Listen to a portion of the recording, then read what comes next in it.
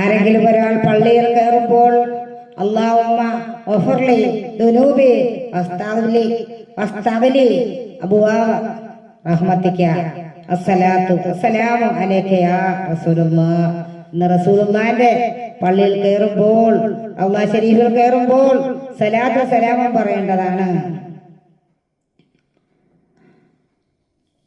അല്ലാഹു സുബ്ഹാനഹു വ തആലയെ കുറിച്ച് ഖുർആനിൽ പറയുന്നു, അൽഹംദുലില്ലാഹി റബ്ബിൽ ആലമീൻ. അത് അല്ലാഹുവിനെ കുറിച്ചാണ്. റബ്ബിൽ ആലമീൻ, ആലമീങ്ങളുടെ റബ്ബാണ്. റസൂലുള്ളാഹി സ്വല്ലല്ലാഹു അലൈഹി വസല്ലമയെ കുറിച്ച് ഖുർആനിൽ പറയുന്നു, റഹ്മത്തുൽ ലിൽ ആലമീൻ.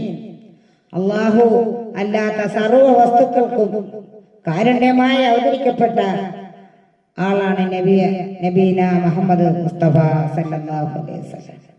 കഅബയെ കുറിച്ച് അല്ലാഹു തആല ഖുർആനിൽ വിവരിക്കുന്നത് ഹുദൽ ലിൽ ആലമീൻ എന്നാണ്.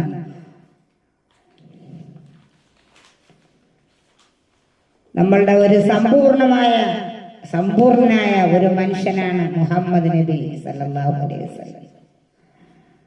റസൂലുള്ളാഹി സല്ലല്ലാഹു അലൈഹി വസല്ലമയെ കുറിച്ച് ആയിഷ ബീവിയോട് ചോദിച്ചപ്പോൾ റസൂലുള്ളാഹിന്റെ സ്വഭാവം എങ്ങനെയാണെന്ന് ചോദിച്ചപ്പോൾ ആയിഷ ബീബി റളിയല്ലാഹു അൻഹ പറയുന്നു, ഖുൽഖുഹു അൽ ഖുർആൻ. റസൂലുള്ളാഹി സല്ലല്ലാഹു അലൈഹി വസല്ലം ഖുർആനാണ്. നമ്മൾ പറയുന്നതല്ല, മറ്റാരും പറയുന്നതല്ല, ഇത് ഖുർആൻ പറയുന്നതാണ്.